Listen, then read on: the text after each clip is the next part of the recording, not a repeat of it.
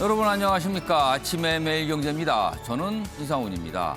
3일절인 오늘은 평소보다 조금 늦게 시작했습니다. 요즘 겨울 가뭄이 이어져서요. 마늘, 양파 등 농사에 지장을 주고 산불 걱정까지 키웠는데요. 오늘은 전국 곳곳에 비가 내립니다. 겨울 가뭄이 아주 조금은 누그러질 듯합니다. 자, 그럼 일면 기사부터 바로 출발하겠습니다. 먼저 매일경제 보시죠.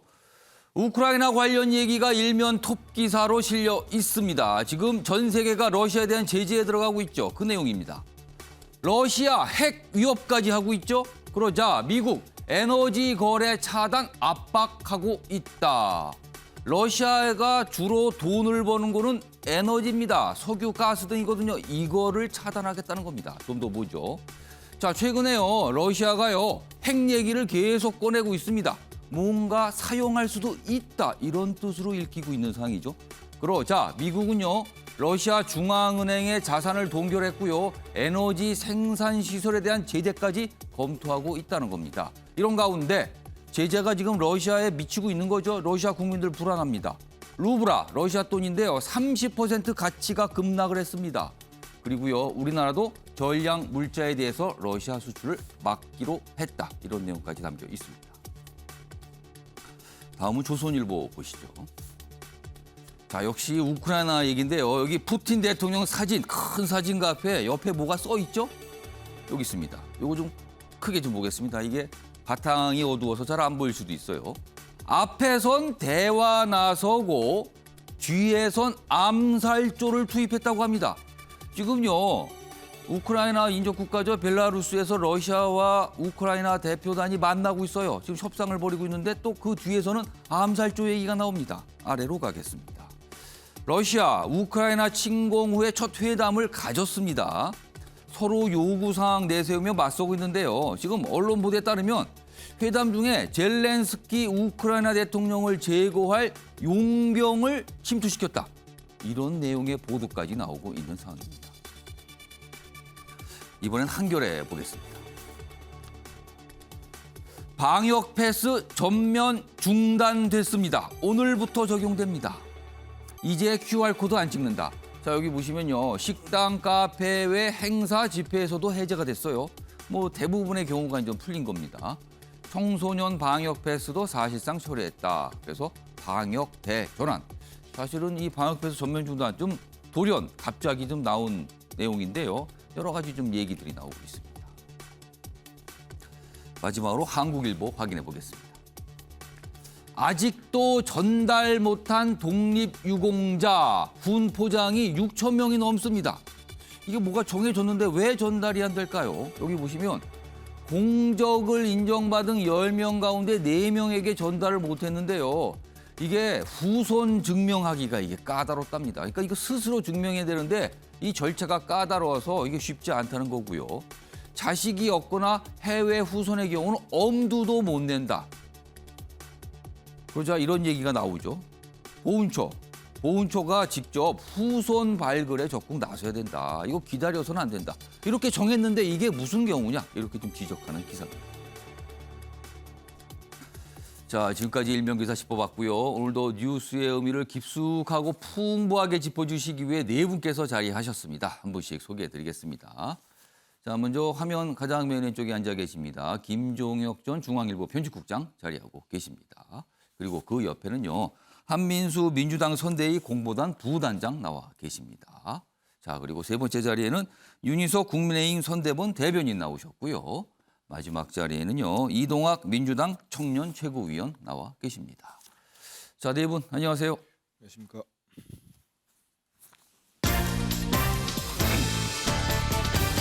삼일절인 오늘 다룰 주요 이슈들을 정리했습니다. 아침을 여는 키워드 화면에 준비되어 있습니다. 네 가지 키워드 보시죠. 먼저 첫 번째입니다. 박정희 닮았다. 이걸 누가 얘기했을까요? 시청자 여러분께서는 곧바로 떠올리지 않으실 수도 있습니다. 여당 대선 후보가 이런 얘기를 합니다. 박정희 전 대통령 본인과 닮은 것 같다. 어떤 맥락에서 이 얘기를 했을까요? 준비되어 있습니다. 두 번째 보시죠. 사전투표, 이제 사전투표 곧 시작됩니다. 금요일 그다음에 주말을 껴서 이틀 정도 지금 잡혀 있는데 이 사전투표와 관련해서 여야가 많이 좀 나와서 해주세요. 이 얘기 계속하고 있습니다. 이런 가운데요. 이 투표를 코로나와 연관지어서 뭔가 문제가 생길 수 있다. 윤석열 국민의힘 후보가 이렇게 얘기합니다. 일종의 음모론일까요? 맥락을 좀 짚어보겠습니다. 세 번째 보시죠. 결국 스톱 방역 패스 얘기입니다. 그동안 좀 지적을 많이 받았고요. 아니 이거 지역마다 다 다르다. 이거 어떻게 된 겁니까? 그동안 이런 얘기 있었는데요. 사실 갑자기 좀 결정된 측면이 있습니다. 마지막 키워드 보겠습니다. 암살조, 우크라이나 관련된 얘기입니다. 러시아 푸틴 대통령이 우크라이나 대통령 암살조를 보냈다. 이런 보도가 좀 많이 나오고 있습니다. 자, 이 내용과 함께 우크라이나 상황도 좀 짚어볼 예정입니다. 자, 오늘 아침에 매일경제 첫 번째 이슈는 여당 후보. 지금 뭐 여야 대선 후보들이 치열하게 경쟁 벌이고 있고요. 상대를 겨냥해서 굉장히 날선 발언도 하고 있거든요. 뭐 그 내용 좀 짚어보도록 하겠습니다. 먼저 첫 번째 기사입니다. 이재명, 머리가 있어야 머리를 빌린다. 이게 무슨 소리입니까? 머리가 두 개 들어가 있어요.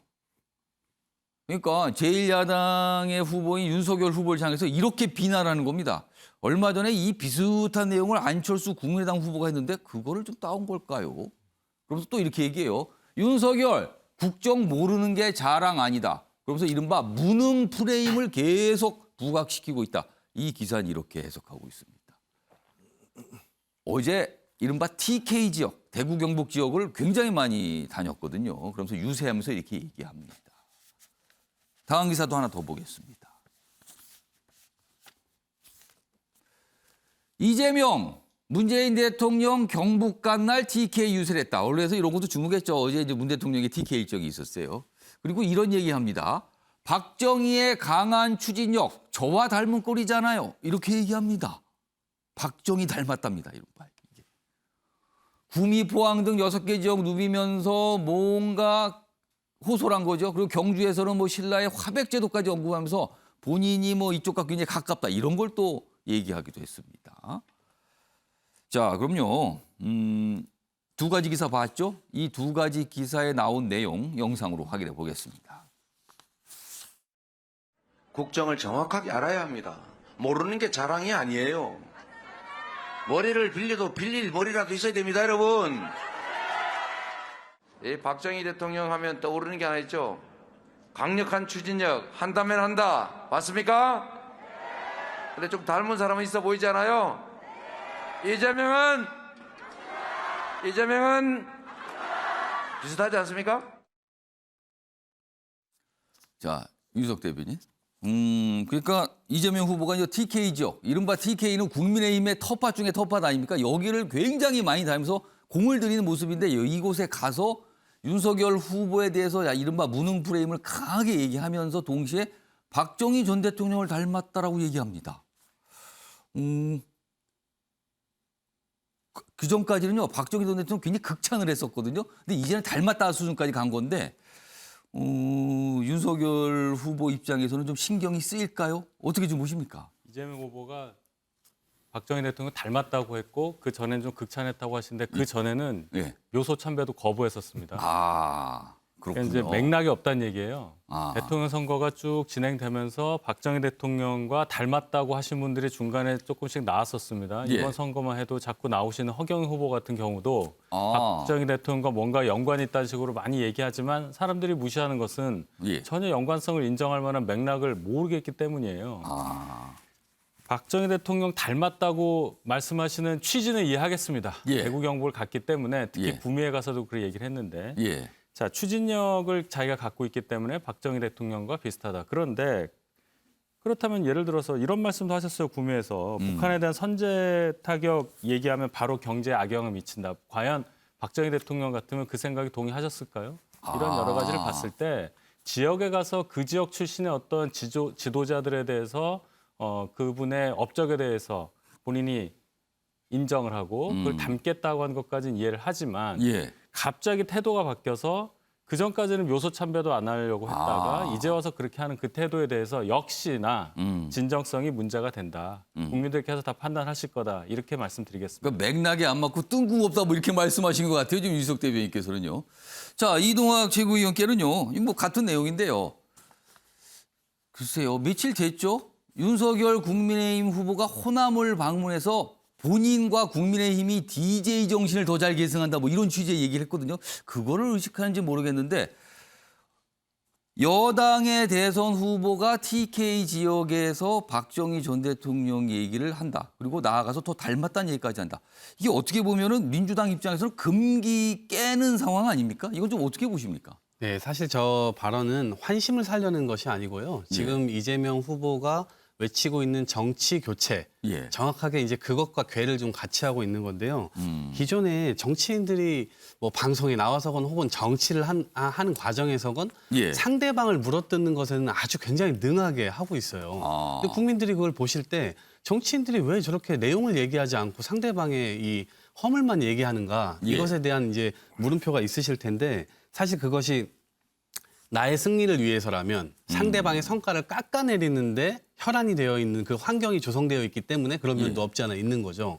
그런데 그게 아니라 이제는 그런 정치를 좀 벗어나서 예. 상대방에 대해서 정확하게 우리가 내용을 가지고 토론할 수 있는 내용을 채우는 정치를 하자라고 하는 차원에서 정치 교체하자라고 하는 것이고요. 또 한 가지는 실제에 있어서 예. 윤석열 후보가 뭐 토론에 나오셔서 여러 가지 비춰지고 있는 모습도 실제로 공무원들이 이 서류를 써서 올리면 그것이 잘 됐는지 잘못됐는지를 알아볼 수 있는 시각과 실력을 가졌는가에 대해서는 굉장히 많은 국민들이 의문을 품고 있잖아요.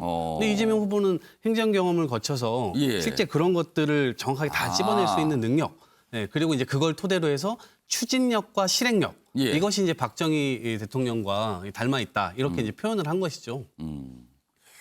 그러니까 머리 얘기하고 살짝 섞어서 말씀하셨는데 그러면은 윤석 대변인과 이동학 최고위원 두 분께요. 똑같은 논리에서 제가 방금 아까 잠깐 말씀드렸는데 며칠 지났는데 윤석열 후보가 호남에 가서 본인이 DJ의 정신을 더 잘 계승하고 뭐 받든다는 취지 설명을 했거든요.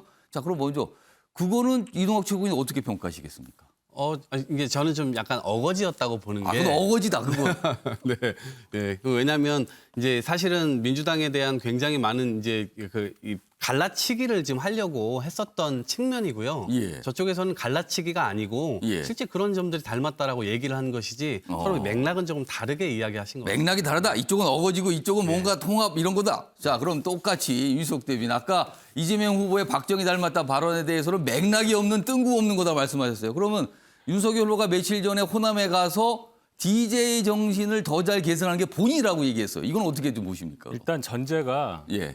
윤석열 후보는 김대중 전 대통령에 대해서 비난을 하거나 뭔가 폄훼하는 발언을 한 적이 없습니다. 그리고 그 전에 그렇게 얘기한 바가 없다. DJ 정신을 얘기한 것은 DJ 정신이 뭐겠습니까? 자유민주주의 체제를 자유민주주의의 가치를 존중을 하고 예. 또 국민 통합에 매진하는 그런 거 아니겠습니까?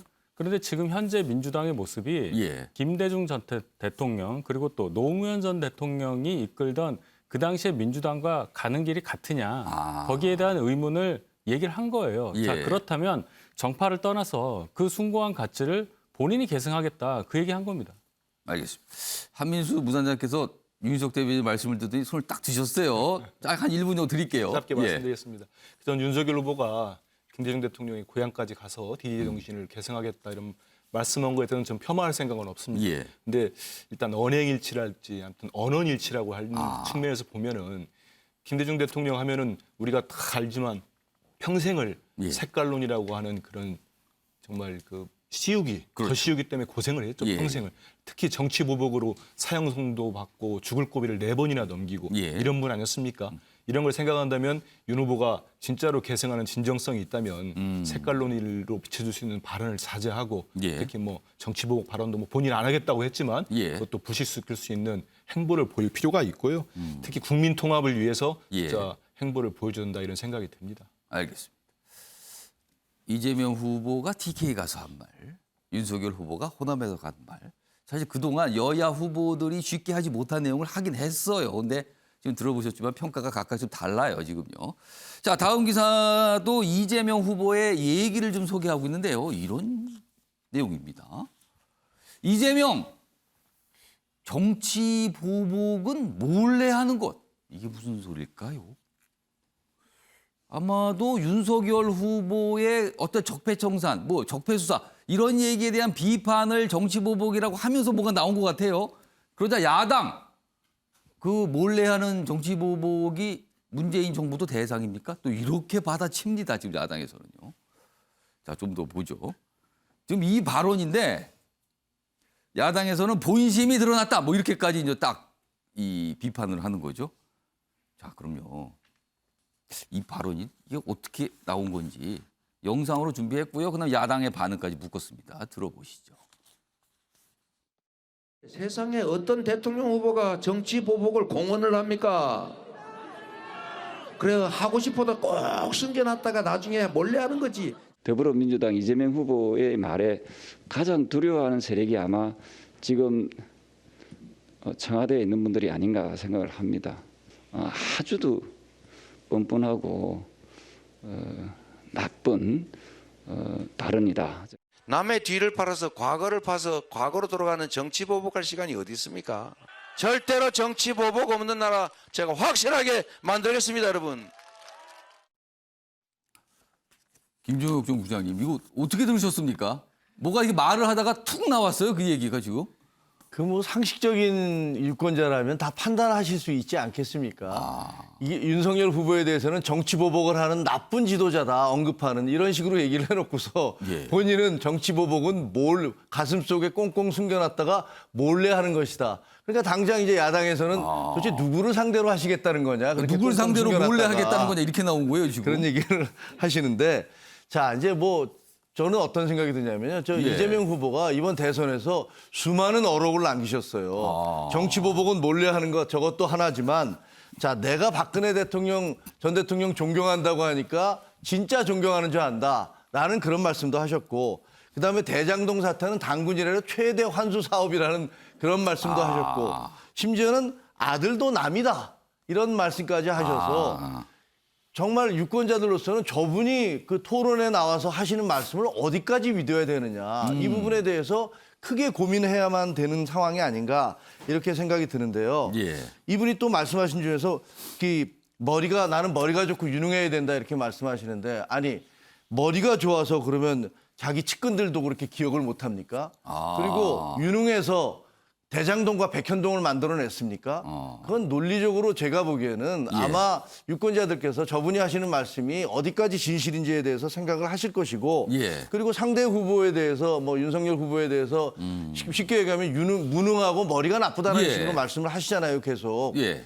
글쎄, 이걸 뭐 학력 갖고 얘기하기는 뭐하지만 서울대 법대를 졸업해서 고시에 합격하고 검찰총장을 한 사람을 머리가 나쁘다고 하면 그리고 본인들이 임명을 하실 때 그렇게 극찬을 했던 사람을 예. 머리가 나쁘고 무능하다고 하면 예. 도대체 어떤 사람이 유능하고 머리가 좋은 건지 저는 알 수가 없고요. 예. 대선에서 상대방 후보에 대해서 머리를 얘기하는 것조차도 예. 저는 저게 가능한 얘기인가 좀 이상해요. 그럼 세상에는 머리 나쁜 사람들도 많습니다. 저도 머리 나쁜데 그러면 머리 나쁜 사람은 그 지도자 되면 안 됩니까? 그러면 영악하고 교활하고 그래서 지도자가 된 다음에 국민들 속이고 그래서 자기 사리사욕을 채우는 그런 사람들이 지도자가 돼야 됩니까? 저는 표현 자체가 예. 온당치 않은 말씀이라고 보고 예. 그리고 그 전까지 해왔던 수많은 어록에 예. 또다시 하나를 보태는 것인데 예. 본인의 속마음 언젠가는 내가 집권하면 나에게 밑보였던 놈들은 다 내가 정치 보복할 거야 라는 그 마음속 깊은 그 속마음이 굳이 불시간에 튀어나온 것이다. 예. 그렇게 생각할 수밖에 없을 것 같아요. 자, 한민수 부사님께서 설명을 좀 해주셔야 될 것 같은데 야당의 반응이 이제 본심을 드러낸 거다. 불현듯 본심이 왔다. 이렇게 비판하고 있거든요. 이거 좀 설명을 좀 해주셔야 될 것 같아요. 김종혁 전 국장께서 너무 많은 얘기를 하셔서 예. 제가 거의 반박을 할 솔직히 필요성을 느끼지는 않습니다. 이 발언에만 지금 집중해 주세요. 그러겠습니다. 왜냐하면 대신 단 하나 예. 윤 후보께서 물론 뭐 무능 프레임이라고 하는데 여러 가지 토론회나 이번에 방송 토론을 포함해서요. 여러 가지 보면 우리 국민들께서 진짜 윤 후보가 어떤 능력을 갖고 있는지 실제로 여러 가지에 있어서 좀 부족함을 보이지 않았는지 예. 뭐 무능 무지까지 제가 뭐 표현하면 그렇습니다만은 예. 판단하실 거라고 보고요. 저 발언을 저는 예. 보면은 좀 전형적인 말꼬리 잡기라고 봅니다. 왜냐하면 그 앞에 있으면 보면은 윤석열 후보 같은 경우가 여러 언론이 특히 보수 언론까지도 지적했습니다만은 정말 대선 후보가 그 표현은 뭐 정치 보복이냐 아니냐 뭐 적폐 수사냐 가지고 예. 야당은 반발도 하고 있습니다만 분명히 얘기한 거는 본인이 집권을 하면은 전 정권 수사를 하겠다고 한 거는 분명히 그렇죠. 얘기했어요. 인터뷰에서 그 내용이 나오면서 논란이 시작이 됐거든요. 그렇죠. 근데 저도 뭐 정치부자 오래하고 여러 가지 대선을 겪어봤습니다만은 대선 후보가 그렇게 대놓고 한 적은 없습니다. 예. 오죽하면은 뭐 아주 보수 언론도 좀 지나치다, 예. 과하다는 지적을 했겠습니까? 특히 저는 그 윤석열 후보님의 그 발언 직후에 어떤 일이 생각이 났냐면요.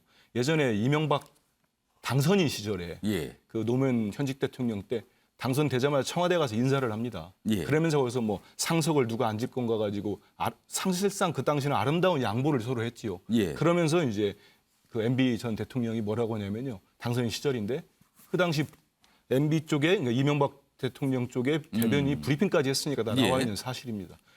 앞으로 자기가 전직 대통령을 예우하는 문화를 만들겠다.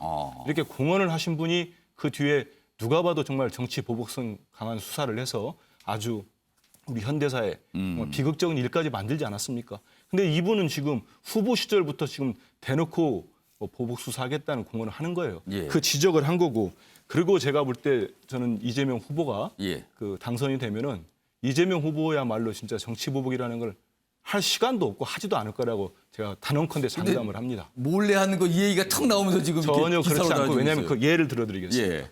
그 이재명 후보 같은 경우가 이제 성남시장과 경기지사를 하는데 전임이 항시 다른 당 사람이었습니다. 지금의 야당이었죠. 성남시도 그렇고 경기지사 그렇고. 그러네요. 대표적인 예가 경기지사가 될 때 그 바로 직전이 한나라당 출신 남경필 지사였습니다. 예. 근데 이분이 이재명 후보가 경기지사가 되면 집권을 예. 한 다음 뭐 집권이라고 표현할 수 있겠죠. 경기지사가 된 다음에 그 인사를 쓰면서 전혀 뭐 공무원들 보복한 거 없고요. 그 인사를 쓰면서 남경필 지사가 임명한 아주 고위직을 예. 그대로 다시 또 재임용을 했습니다. 그거를 여러 측근들 이제 여러 주변 사람이 물어봐서 왜 그러냐고. 그랬더니 실력이 있으면 진영 가리지 않는다 나는. 이 모습들을 보면은 예. 지금 우리 이재명 후보가 가장 강력하게 주장한 게 뭡니까? 국민 통합 정부 아니겠습니까? 예. 그러니까 저희 얘기는 말 그대로 말꼬리 잡기다 이렇게 생각합니다. 그러니까 정치 보복 얘기하면서 몰래 얘기하니까 야당에서는 드디어 본심이 나타났군요. 이렇게 딱 정색을 하고 얘기를 한 거고요. 지금 저 한민수 부단장 말씀하신 어제 여당에서는 말하다 보니까 그렇게 간 거지 어떻게 그렇게 듣습니까? 말꼬리 그만 잡으세요. 또 이렇게 반박하는 상황입니다, 지금. 자, 사실은요. 최근에 유세를 여러 곳을 당하죠. 후보들이. 그렇다 보니까 말에 뭔가 실수도 나오고요. 상황이 약간 당황스러운 상황도 좀 있거든요. 좀 몇 가지 모습이 최근에 좀 있었는데 그 모습 영상으로 정리했습니다. 보시죠. 경제가 망하는 걸 보려면 민주주의가 후퇴하는 걸 보려면 누구를 선택합니까? 이재명 아니고요. 저는 경제 망하게 하지 않습니다. 또 러시아 대통령이 아마 저처럼 정치 입문한 지 얼마 안 되는 사람입니다.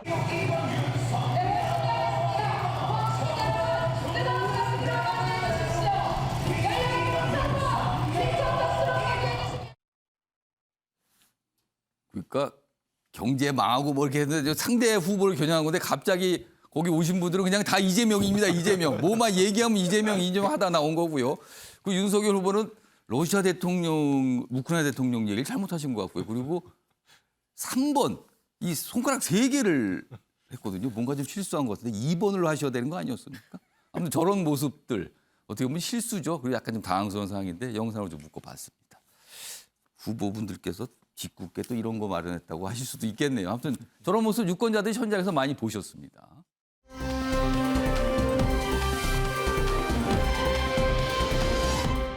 자, 다음은요. 윤석열 후보 그리고 뭐 단일화 관련된 얘기로 쭉 이어가 보겠습니다. 윤석열 후보 최근에 이재명 후보나 정부를 향한 이 비판 수위가 굉장히 강합니다. 요즘에.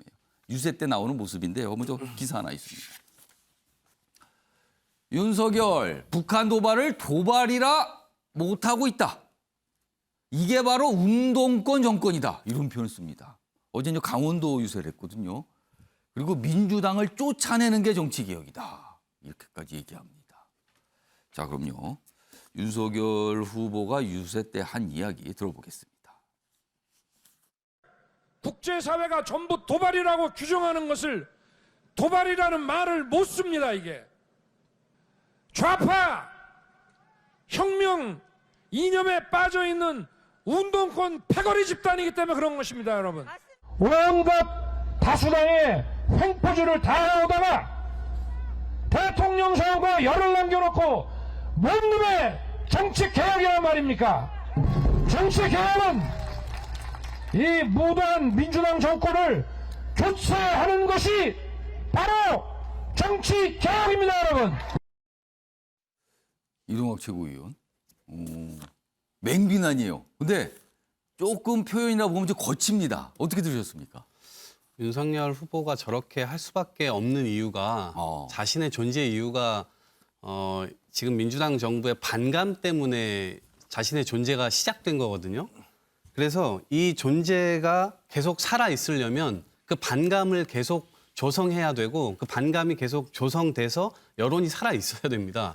예, 근데 그래서 극단으로 계속 갈 수밖에 없는 상황이라고 보고 지금 그래서 정치 개혁도 뭐 저쪽에서 얘기하는 건 믿을 수 없다. 예. 그리고 정치 교체 이거 10일 남겨두고 얘기해서 진정성 없다. 그리고 무조건 정권 교체를 해야 된다라고 얘기를 하는 것인데 지금 우리 앞에 놓여 있는 여러 가지 이제 이 상황들이 녹록치가 않습니다. 뭐 기후 위기랄지, 뭐 산업 이 문제랄지, 그리고 또 초고령화 문제랄지, 그러니까 국내와 그 외를 다 포괄해서 지금 위기 수순으로 들어가고 있는 상황인데 여전히 정치 보복이나 아주 극단적인 말을 동원해서 시민들의 이 인식을 계속 그쪽에 머무르게 만들고 있는 이제 상황인데 이것들을 넘어서려면 이제 저렇게 보복에 대한 이야기, 서로 분노에 대한 이야기 이런 거 좀 덜 하고 정치가 실제로 일을 하는 정치로 갈 수 있어야 된다라고 생각합니다.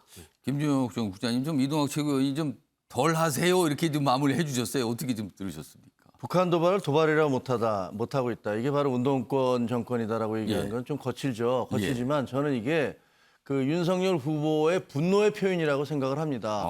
왜냐하면 러시아가 우크라이나를 침공했어요. 그 헌법을 개정을 해서 자기가 평생 집권을 가능하게 만든 독재자 푸틴이 우크라이나를 뭐 나토를 가입하려고 한다는 둥, 뭐 EU에 들어가려고 한다는 둥, 남의 나라 주권을 뭘 어떻게 결정하든지 왜 러시아가 결정을 합니까?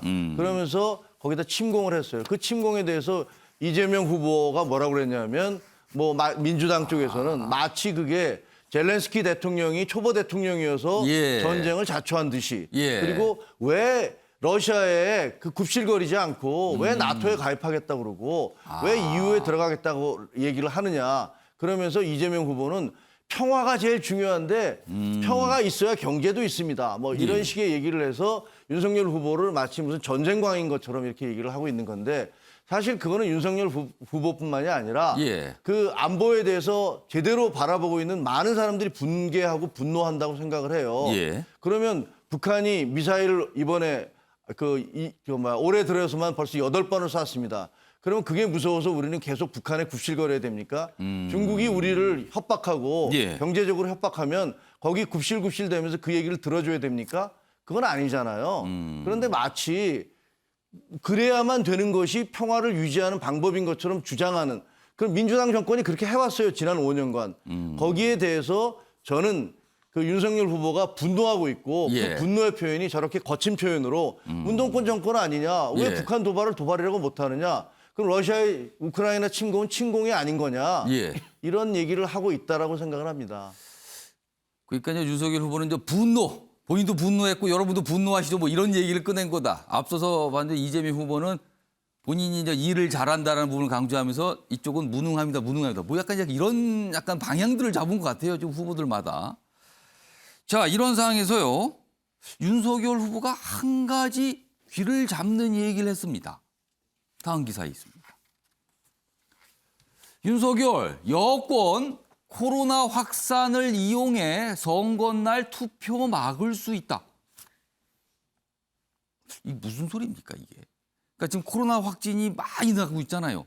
그 얘기를 한 건가요? 여기 보면 보수 지지층들의 어떤 투표 기피 현상, 그러니까 코로나 걱정 때문에 기피할 수도 있다. 그러니까 많이 나오셔야 됩니다. 이런 걸 호소한 것 같다는 거죠. 그러면서 사전 투표도 적극적으로 참여해달라. 이런 얘기까지 합니다.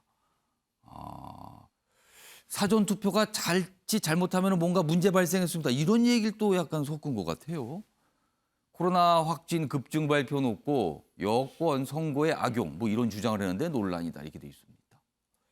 자 그럼요 이 내용 확인해 보겠습니다. 들어보시죠. 선거날에 코로나 확진자가 수십만이 나온다고 발표해서 여러분들 당일날 투표 못하게 막을 수 있습니다, 여러분. 그래서 사전투표 반드시 해 주셔야 됩니다.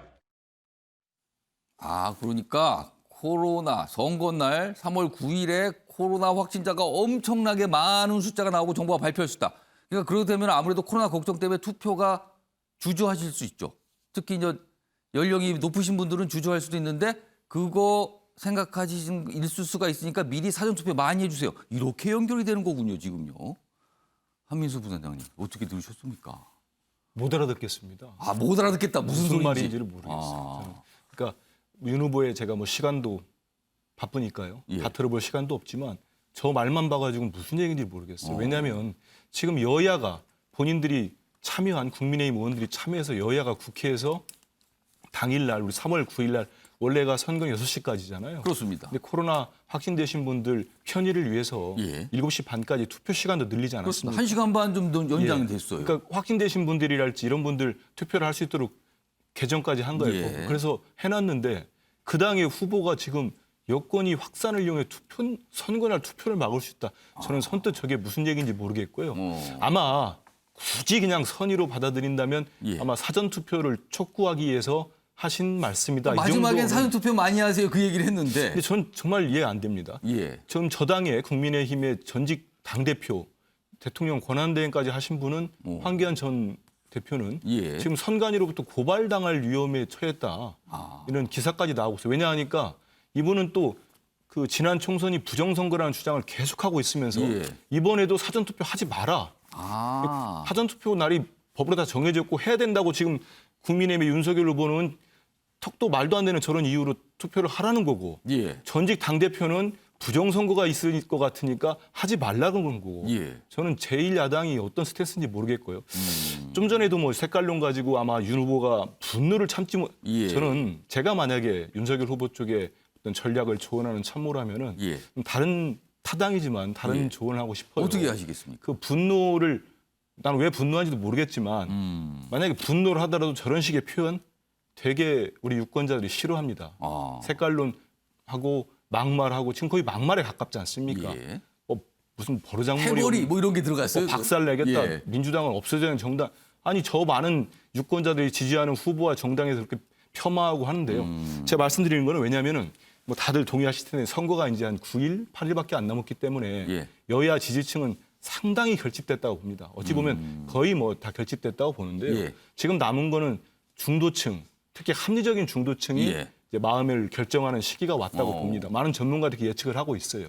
근데 그런 분들이 볼 때 저런 선뜻 이해가 안 되는 기사만 봐도 이해가 안 되고 그리고 김대중 정신을 이어갔다는 분이 가는 곳마다 색깔론 얘기하고 운동권 얘기하고 저렇게 얘기할 때 과연 받아들일까? 저는 좋은 전략일까 싶습니다. 유석 대변인께서 이것도 설명 좀 해줘야 될 것 같아요. 코로나 확산을 이용해서 선거나 투표 막을 수 있다. 그러니까 사전투표 많이 하세요. 이렇게 연결이 됐거든요. 근데 그 앞부분 선거날 투표를 막을 수 있다. 그러나 코로나 확산 엄청나게 뭔가 발표가 되면서 이렇게 될 수 있다. 이거 무슨 뜻으로 한 걸까요? 21세기 지나고 20년이 더 지났는데 예. 뭐 정부에서 물리적으로 투표를 국민들이 못하게 막는다 그런 뜻이 절대 아니죠. 저 얘기는 뭐냐면 과도하게 코로나에 관련한 공포를 확산시켜서 예. 사람들이 투표장 가는 거를 꺼려할 수 있게 그렇게 할 수 있다는 뜻이에요. 무슨 뜻이냐 더 해석을 해보면 저희 윤석열 후보를 지지하시는 분들의 연령이 좀 높다고 볼 수 있습니다. 그러면 그렇죠. 그렇게 본인의 평가됩니다. 건강을 생각하는 분들이라면 예. 아무래도 투표장 가기가 좀 꺼려하실 수가 있어요. 근데 당일날. 공교롭게도 지금 계속 오미크론이 확산되면서 확진자들이 너무 많이 늘어나고 있는 상황. 예. 이 상황에 대한 어떤 우려를 표한 거지 이걸 물리적으로 어떻게 하겠다 그런 식으로 해석하실 필요는 없고 말씀하시는 어떤 톤이나 이런 게 이제 선거일이 다가오니까 강해지는데 지금 품성 얘기할 계제가 아니라고 봐요. 이재명 후보 같은 경우는 아까도 말씀하셨지만 머리라는 예. 단어를 써서 상대방을 폄훼를 했고 또 여러 가지 조롱도 했고 했으니까 품성 얘기 여기서 다 안 하겠습니다. 그리고 황교안 전 대표 말씀하셨는데 그분이 자꾸 사전투표에 대해서 부정선거 얘기하는 건 그분의 주장이에요. 그래서 저희 당에서 대통령 후보로 뽑지 않았습니다. 저희 당의 대통령 후보는 윤석열 후보입니다. 사전투표에 관련한 모든 의혹에 대해서 예. 저희는 인정하지 않고 있기 때문에 예. 적어도 정부나 어떤 이런 상황과 관련해서 코로나가 투표율을 떨어뜨리는 거는 막자 하는 차원에서 사전투표하라고 독려하고 있습니다. 그 이상 그 이하도 아니다 이렇게 말씀드립니다. 지금까지 여당과 제1야당의 대선 후보들의 발언을 분석해봤습니다. 근데요, 좀 들어보셨지만 패널분들의 의견. 이게 해석이 필요해요. 한쪽에서는 그거 봐, 속내가 그거지. 이쪽에서는 아닙니다. 왜 그러세요? 그렇게 왜 받아들이세요? 성격이 이상하시군요. 뭐 이런 거예요, 지금 보면은. 대선 후보들, 유권자들 지금 직접 상대하고 계십니다. 명확하게 좀 말씀을 해주시면 좋지 않을까. 해석의 여지가 필요 없이 그냥 말 그대로 받아들이면 되는 말을 해주시면 더 좋지 않을까. 이런 생각이 좀 듭니다, 지금.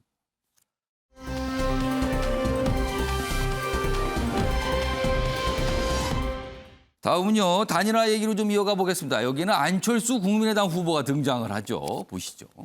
지금 이 정도면 사실상 이제 단일화는 결렬됐다, 끝난 거 아니냐, 뭐 이런 평가가 무겁습니다. 많이 나옵니다, 지금요. 이런 상황에서 안철수 후보 얘기예요. 안철수, 자기 편 먹여 살리는 정치에 화가 나서 내가 그만 못 둔다. 여기서 그만 못 둔다는 건 완주한다는 걸로 들리죠, 이거는. 지금 내가 못 그만둔다. 그냥 간다, 끝까지. 이렇게 얘기를 했습니다. 호남 1차, 완주 재차 강조했다. 그리고 기호 1번, 2번 도덕성 신뢰하십니까? 유권자 여러분 이렇게 계속 얘기하고 있습니다. 지금. 자, 그럼 안철수 후보의 이야기도 들어보겠습니다. 대통령이 부도덕하면 세금으로 자기 편만 먹여 살리고 국민들은 파탄에 빠지게 됩니다. 지금 기호 1번, 기호 2번 도덕성에서 신뢰하십니까? 굉장히 많은 정치인들이 선거에서 이기면 그 돈을 가지고 국민 세금을 가지고 자기 편 먹여 살리려고 정치를 하는 거예요. 제가 화가 나서 그만 못 두겠습니다. 가장 중요한 대목은 마지막에 있었군요. 제가 화가 나서 그만 못 두겠다. 이거 완주로밖에 안 들리네요. 지금으로서는요. 자, 이런 상황입니다. 다음 만평 하나 준비했습니다. 뭔가 이제 단일화 사항을 보여주고 있는데 뭐가 아파트가 있어요. 투표용지 아파트인데 이게 층별로 층이 달라요. 맨 꼭대기 층에 이재명, 그다음 층에 윤석열, 3번이 심상정, 네 번째 층에 안철수 이렇게 위에서부터 쭉 내려오는 층이잖아요. 여기 뭐 이 아파트 보니까 여기 더라고 써 있네요. 파란 대문, 여긴 빨간 대문. 뭐 대충 짐작되는데 네 번째 대문에 지금 사람들이 모여 있어요. 문을 빼꼼히 열고 있는 분하고 그다음에 밖에서 보고 있는 분인데 이렇게 돼요. 2번이라고 써 있는 분이 이렇게 얘기합니다. 안에 있는 분한테. 층간소음 때문에 살 수가 없다. 아파트에서 제발 나가달라. 이 아파트 이름이 투표용지 아파트거든요. 그럼 투표용지에서 나가달라는 거예요, 지금. 그러자 이 안에 계신 분, 이 네 번째 층에 있는 분이 이렇게 얘기해요. 내가 아래층인데 층간소음 난다는 게 말이 됩니까? 이게 만평을 보니까 제가 잠깐 좀 실례해서 약간 웃음이 나올 정도로 약간 만평이 묘사가 돼 있는데 아니 내가 아래층인데 층간소음이 난다는 게 말이 됩니까? 라고 합니다. 그러자 옆에 계신 분은 1번이라고 쓰신 분이에요. 맨 꼭대기층 사시는 분이거든요. 이분은 이렇게 얘기해요. 차라리 우리 집으로 오세요. 아, 지금 상황을 한눈에 묘사하는 것 같습니다. 자, 김준혁 정국장님. 이 만평이 묘사한 분석 동의하십니까? 뭐 분석이 아니고 다 알고 있는 내용이잖아요. 아, 그대로 지금 치는 겁니까? 벌어지고 그럼? 있는 거니까. 예. 근데 이제 조금만 요 말씀드리기 전에 한 가지만 간단하게 말씀드리면 저는 정치인은 정치 지도자는 그 국민들이 듣고 싶어하는 얘기만 하는 것이 아니라 예. 불편한 진실도 얘기할 수 있는 용기가 있어야 된다. 이렇게 생각을 합니다. 그래서 아까 뭐 중도층에 대해서 말이 거칠고 뭐 이런 얘기하는데 말이 거친 게 거짓말보다는 훨씬 낫다고 생각을 하고요. 그리고 북한으로부터 뭐 삶은 소대가리라는 이런 조롱 같은 것 그런 말을 듣고도 한마디도 입도 뻥끗 못하는 것은 그게 과연 어떤 건지 뭐 국민들이 판단하실 거라고 생각합니다. 그리고 안철수 후보가 자기 편 먹여 살리는 정치에 화가 나서 못 그만두겠다 이렇게 말씀을 하셨잖아요. 예. 그는 이제 제가 보기에는 그냥 정치적인 레토릭이라고 생각을 합니다. 본인이 그만두지 못하는 이유를 지금 그러니까 원인과 결과가 있으면 결과를 먼저 결정을 해놓고 원인을 지금 얘기하고 있는 거라고 생각을 해요. 예. 왜냐하면 그 이전에는 뭐라고 하셨냐면 어떤 일이 있어도 나는 정권 교체를 하겠다. 정권 교체를 위해서라면 무슨 일이든지 하겠다라고 말씀을 하셨어요. 정권 교체라는 것은 뭐 지금 현재 집권 여당을 바꿔내는 것이 정권 교체인데 그 말을 자기가 뒤집으니까 예. 그 말에 대해서 뒤집어야 되니까 그걸 정당화하기 위해서 저런 식의 표현들 뭐 자기 편 먹여 살리고 있는 정치가 나는 그걸 못 견디겠다라고 말씀을 하는 그러니까 본말이 전도된 거라고 생각을 하고 또 저는 또 이런 질문을 해보고 싶어요. 그 안철수 후보는 자기 편도 못 먹여 살려요.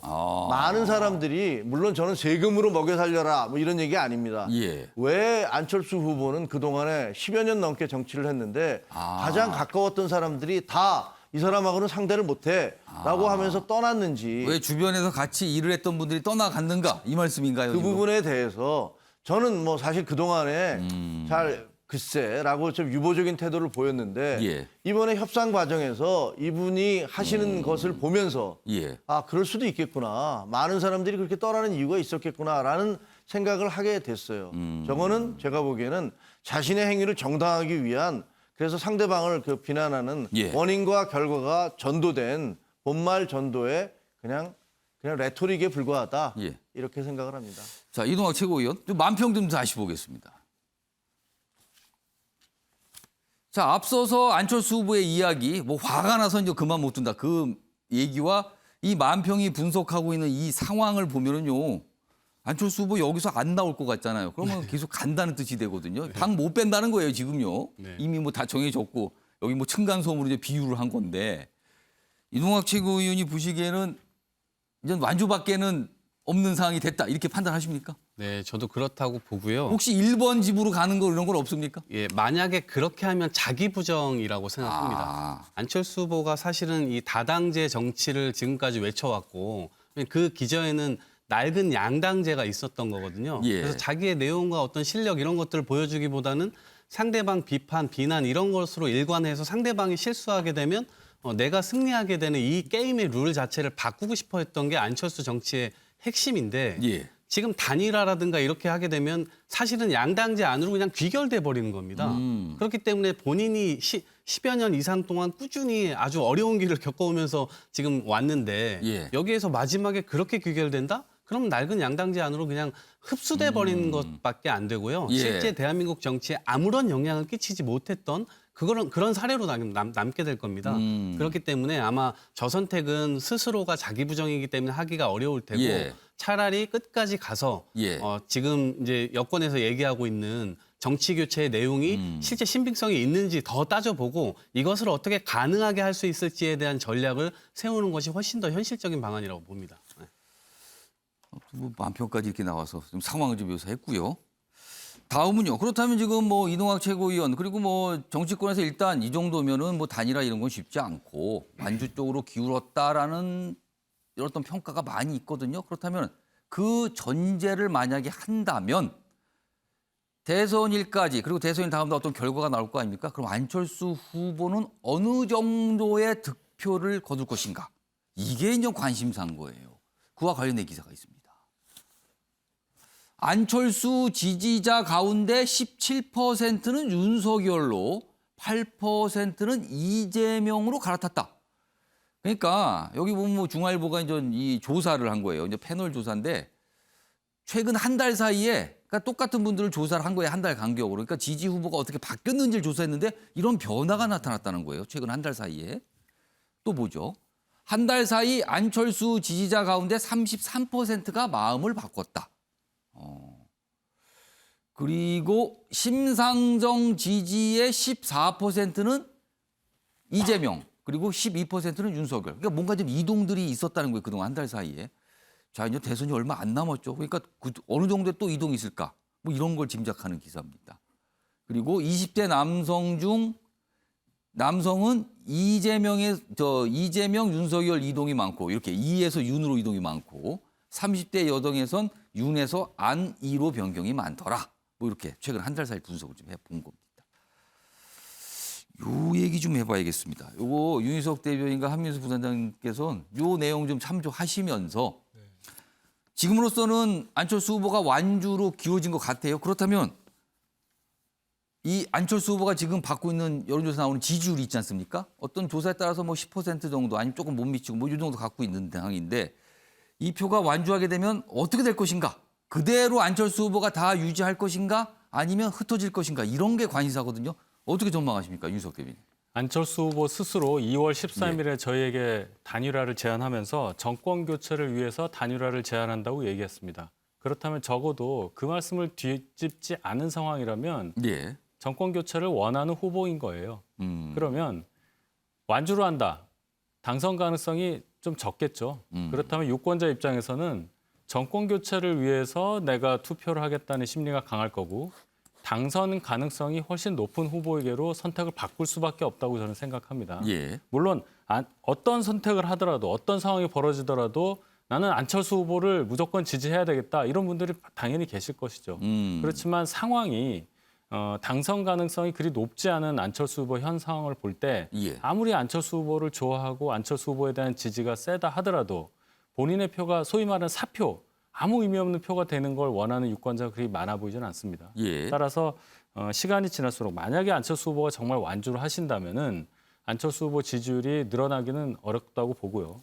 상당히 그러면 그 감소된 표의 상당 부분은 예. 결국은 과반이 넘는 정권 교체 여론에 따라서 윤석열 후보 쪽으로 온다고 저는 예상을 하는데 저 결과도 그렇게 나오고 있군요.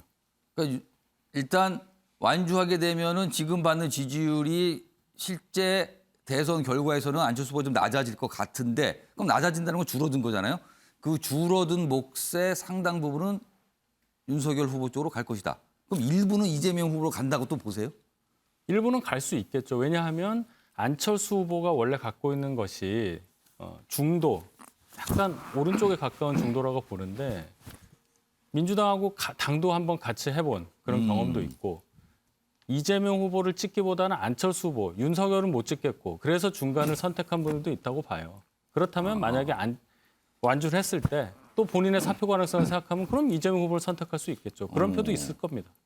자, 한민수 부단장께서는 어떻게 전망하십니까? 안철수 후보의 지지율, 이 지지표. 좀 전에 봤듯이 예. 안철수 후보는 계속 이제 완주하겠다는 의지를 예. 분명히 밝히고 있잖아요. 그러면서 묻지마 정권 교체 안 하겠다. 뭐 경제도 모르고 무능하고 내가 말하는 것도 못 알아듣는 후보로 정권 교체되면 무슨 소용이 있겠습니까? 머리 얘기는 사실 안철수 후보가 먼저 꺼내긴 했습니다. 했습니다. 그렇게 하고 있는데 예. 어젯밤에 또 국민의힘 의원들이 긴급 의총을 했어요. 거기서 또 결의한 내용이 예. 김기현 원내대표 뭐 저도 기사를 한번 봤습니다만 끝까지 단일화하겠다. 그 정도면 스토커입니다. 이제 그만하시는 게 좋을 것 같고요. 예. 저는 그래서 뭐 우리 윤 대변인님 저렇게 분석했지만 물론 뭐 사표 방지 심리와 안철수 후보의 고정 지지층이 있습니다. 그리고 윤석열 후보가 올 초였나요? 그래서 뭐 내분이랄지 예. 뭐 여러 가지 비리 의혹이 나오니까 지지율이 훅 빠질 때 그렇습니다. 안철수 후보가 상당히 올라갔어요. 10% 중후반까지 갔었는데. 57%짜리 여론조사도 있었어요. 그런 수가 있었습니다. 근데 지금 빠졌는데 저는 근데 이번에 그 단일화가 저는 뭐 깨졌다고 결렬 과정이 너무 좋지 않은 것 같습니다. 왜냐하면 그 문건 제목 보셨죠? 예. 정리해서 못 만나면 깐다. 이거는 대단히 불순한 의도를 갖고 있는 거죠. 단일화가 최종 목표가 아니고 예. 안 됐을 경우에 안철수 후보를 아주 궁지로 몰겠다는 게 처음부터 있었어요.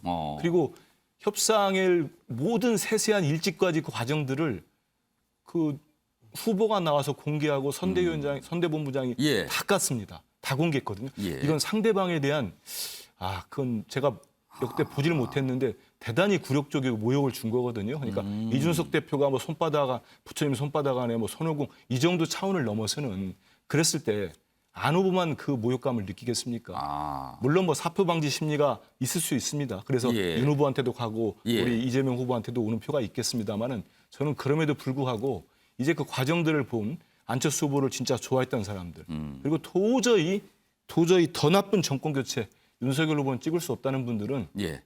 더 좋은 정치 교체를 위해서 이재명 후보를 좀 선택하거나 아니면 지금 좀 전에 우리 이동학 최고도 얘기했지만 딱 보니까 안철수 후보가 생각하는 다당제, 선거제 개혁, 연동형 비례대표제 이런 안철수 후보가 앞으로 대선 이후에도 예. 정치적 활동을 할 수 있는 운신의 폭이 넓어지는 이런 개혁, 정치 교체 개혁안들이 지금 논의되고 있지 않습니까? 예. 여당이 하겠다고 요청까지 했고요. 그럴 경우는 안철수 후보를 좋아하고 지지했던 사람들은 계속해서 지지할 가능성이 높다. 이렇게 예측을 해봅니다. 자, 김정일 전 국장님께서는 사실 정치권 취재 좀 오래 하셨잖아요. 그리고 많이 지켜보셨는데 뭐 간단하게 제가 짧게 좀 한 1분 정도 시간 드릴 테니까 어떻게 전망하십니까? 안철수 후보가 지금 확보하고 있는 여론조사상 지지율, 지지표 이게 과연 대선 날 딱 나오잖아요. 결과가. 그때는 어떻게 될 것 같습니까? 저는 뭐 안철수 후보의 개혁 정치는 예. 이미 이번 사태로 해서 조정을 이뤘다. 이제 끝났다라는 생각을 뭐 너무 과격한 표현인지 모르겠습니다만 예. 그동안에 한 10여 년 10여 년 동안 이제 정치를 해오면서 나름대로는 이렇게 제3의 정치를 해오겠다라는 말씀을 하셨잖아요. 예. 왜 그러냐 하면 안철수 후보는 사실은 문재인 후보의 손을 들어줄 때 그러니까 예. 2012년이었죠. 그때는 독자적으로 완주를 하셨어야 돼요. 그때 자기가 주장한 대로 제3세력으로 나는 뛰겠다라고 하면 문재인 후보의 손을 들어주는 게 아니라 본인이 뛰셨으면 그때 만약에 제3지대로 그냥 그 완주를 했다면 지금은 아마 이미 제1지대가 돼 있을 거라고 저는 생각을 합니다. 그런데 지금은 거꾸로 정권 교체에 대한 국민적 열망이 이렇게 높은데 예. 이분은 지금 반대로 가고 있는 거예요.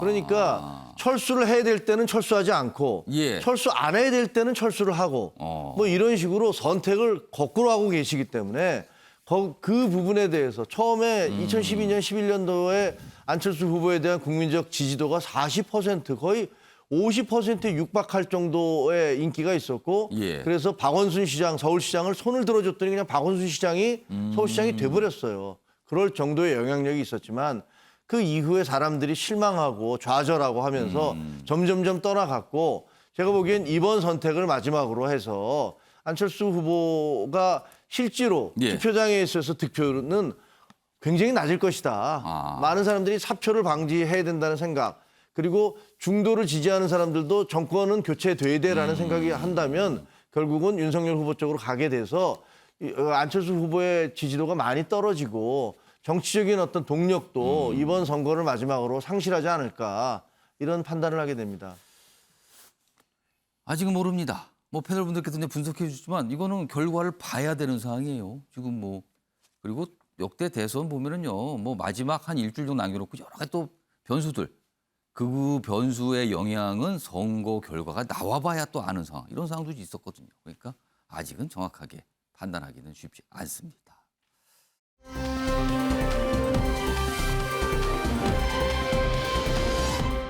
자, 다음은요. 방역 패스 얘기 좀 해보죠. 그동안 여러 가지 말들이 있었고 지적을 받았는데 뭐 결국에는 중단이 됐어요. 근데 어제 또 갑자기 결정이 된 것 같은 모습이었죠. 보겠습니다. 기사로.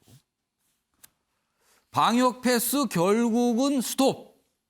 오늘부터 식당에 갈 때 QR코드 이제 안 찍습니다. 이제 필요가 없어졌어요. 자, 그런데 그럼 왜 그랬을까요? 여기 두 가지 이유 정도를 좀 적었네요. 첫 번째는 행정력 부담.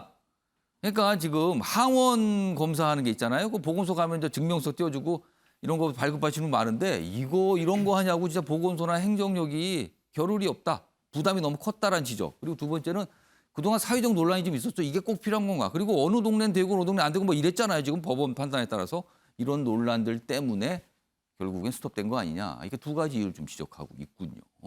다음 기사 하나 더 보죠. 누더기 된 방역 패스 결국은 폐지 수는 그리고 당국에서는요 고위험군 관리에 집중할 듯하다. 그러니까 오미크론이 사실 좀 증상이 좀 약하다. 기존에 있는 코로나 바이러스와 좀 다르다. 이런 판단을 한 걸로 보인다는 거죠. 아무튼 여러 개 쭉 있습니다. 그 자영업자분들은 이제 이거 패스했으니까 시간 제한도 좀 폐지하세요. 뭐 이런 목소리도 나오고 있는 상황입니다. 자, 그럼요. 이와 관련해서 방역 패스와 관련해서 방역 당국이 한 얘기 들어보겠습니다.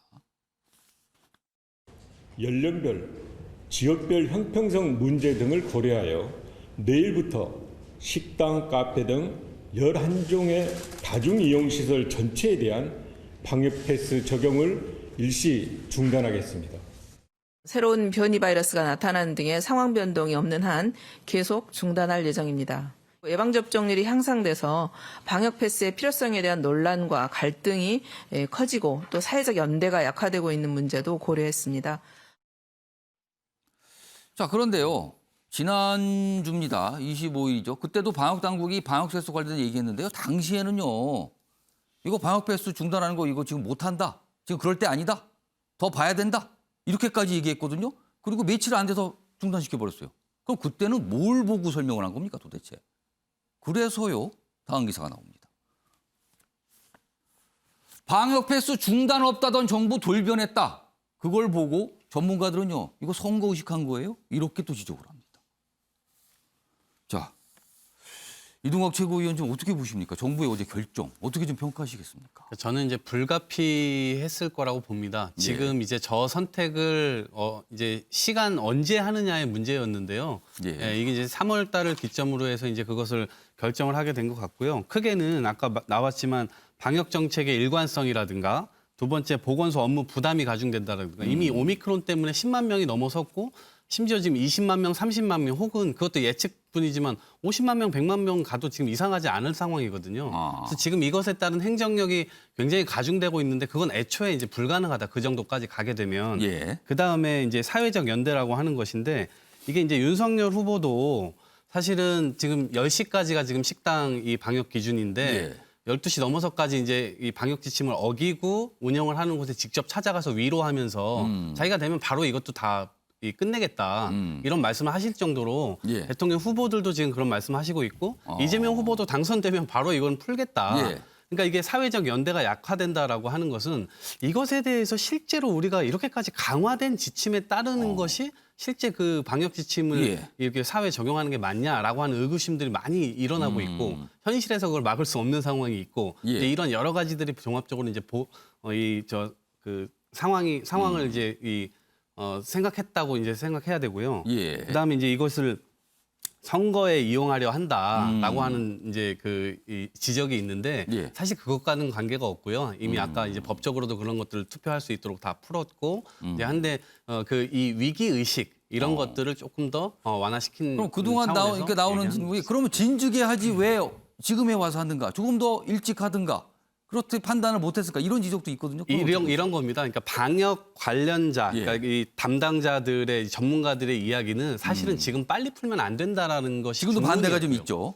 중론이었고 그런데 시민 사회, 우리 국가 전체 이 국민들의 생각에서는 이것을 왜 이렇게 자영업자들, 소상공인들에게 부담을 가중시키면서까지 계속 하냐. 그러니까 결국엔 이게 방역과 보건의 문제이기도 했으나 또 다른 한 측면에서는 사회적 측면과 정치적 측면이 같이 있었던 겁니다.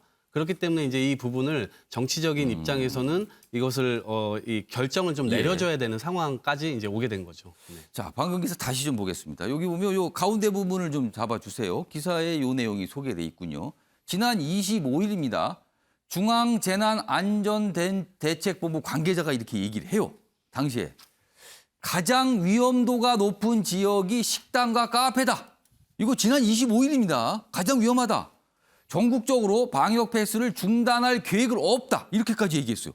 근데 어제 중단이 된 거예요. 중단하겠다고 발표가 됐죠. 사흘 만에 말을 바꾼 거잖아요. 그러면은. 그럼 이게 어떻게 된 겁니까? 요거 윤석 대변인. 그래서 이것을 선거에 이용하려고 하는 거 아니냐는 의심을 야당으로서는 할 수밖에 없는 겁니다. 정부에서 얘기하는 저 이유들, 행정력 부담이라든지 사회적 논란 이해할 수 있습니다. 그거 설명해서 이해 못할 국민들도 없을 것이고요. 근데 불과 사흘 전에 저렇게 방역 당국자가 세게 얘기를 했습니다. 안 하겠다고. 근데 갑자기 바꿨어요. 설명을 제대로 했어야 되고 그리고 왜 이 얘기를 하냐면 최근에 문 대통령이 이거 좀 다른 얘기지만 원전 관련해서도 갑자기 우리의 60년 전력원은 원전이다라는 얘기를 하면서 5년 동안 지속해왔던 탈원전 규제를 완전히 바꾸는 발언을 했어요. 왜 선거 얼마 앞두고 갑자기 이러냐는 거예요, 정부가. 그런 합리적 의심할 수 있지 않습니까? 알겠습니다. 김정욱 국장님. 저는 매일경제에서 누더기 된 방역 패스 결국 폐지 수순 이렇게 표현을 했잖아요. 예. 누더기 된 방역 패스인데 사실은 국민들께서 굉장히 허탈하실 것 같아요. 그동안 우리가 감내했던 그 불편함, QR 코드 찍고 저 안심 번호 누르고 했던 그 불편함의 원인은 뭔가, 그 결과는 뭔가 이런 생각을 하시게 되는데 저는 지금 아까 전문가가 사흘 만에 이렇게 입장이 확확 바뀌는 걸 보면 지금 이 정부의 방역 대책이라는 것이 과학적 근거나 중장기적인 전망과 대책 혹은 국민들의 고통 이런 것들을 감안하고 고려해서 세워지는 것이 아니라 예. 쉽게 얘기하면 우리가 이렇게 철저하게 방역을 하고 있습니다라는 K방역의 홍보 이런 것들을 위해서 국민들에게 강요됐던 것이 아닌가 이런 생각을 하게 됩니다. 예, 한민수 부산장님 짧게 드릴게요. 네. 말씀하세요. 보면 그 이재명 후보나 윤석열 후보나 어느 예. 유력하신 두 분 중에 한 분이 입장이 좀 다르다거나 예를 들어서 나는 강화하겠다 하면은 이게 무슨 한쪽에서 볼 때 정치적 그러네요. 고려가 방역 될 수도 패스에는 다 있겠지만 지적을 했군요. 그렇습니다. 서로가 다 하겠다고 했기 때문에 정치적 고려보다는요. 예. 제가 좀 들은 시중의 여론은 언론인들 통해서 그렇고 예. 자영업자 소상공인들이 힘들다는 것도 있습니다만 거기에 더해서 실제로 2030 젊은 층들이 아주 많은 커뮤니티나 이런 데에서 좀 모였으면 좋겠다. 좀 편하게 좀 모였으면 좋겠고 시간도 늘렸으면 좋겠다. 2030은 사실 여야 모두 지금 각축하는 거지 어느 쪽에 쏠려 있지 않지 않습니까? 그러니까 모든 걸 정치적으로 해석하는 것도 과하다 이렇게 생각합니다. 굳이 정치적으로 해석하면은 여론을 좀 받아들였다. 이렇게 볼 수 있다. 이런 말씀을 좀 들렸습니다. 다음은요. 우크라이나 상황인데 좀 짚어보겠습니다. 우크라이나 거센 저항하고 있고요. 서방은 단합해서 강력한 제재를 하고 있습니다. 특히 금융 제재에 지금 러시아가 휘청하고 있죠. 오판한 푸틴은 더 잔혹해질 수도. 이게 아마 핵무기 얘기를 하는 것 같아요. 그래서 뭔가 핵카드 앤 엄포용인 것 같은데 혹시라도 좀 더 잔혹한 뭔가를 할 수도 있다. 이렇게 좀 걱정하는 기사군요. 다음 보겠습니다. 이런 가운데요. 푸틴, 젤렌스키 우크라이나 대통령 암살조 400여 명을 잠입시켰다는 보도가 나와요. 용병들입니다. 용병들. 키예프에 들어간 거 아니냐 이렇게 나오는 거죠.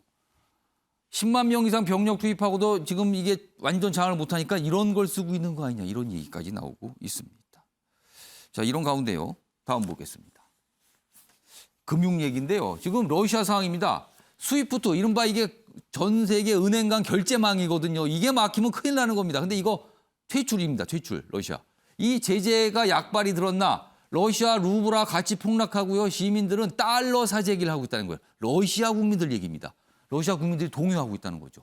그러자 러시아 당국은 화폐 유출 막으려 금리를 9.5%였던 기준금리를 2배 넘게 20%로 올려버립니다. 이런 상황까지 가고 있는 겁니다. 장사진 치고 있다. 돈 빼려고 지금.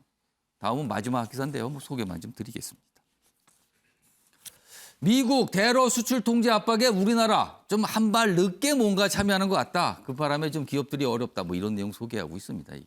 그러니까 제재하려면 좀 빨리 하지 왜 뒤늦게 하는가. 이렇게 뭔가 지적을 하는 기사입니다. 자, 아침의 매일경제 오늘은 여기서 마무리하겠습니다. 시청해 주신 여러분 고맙습니다.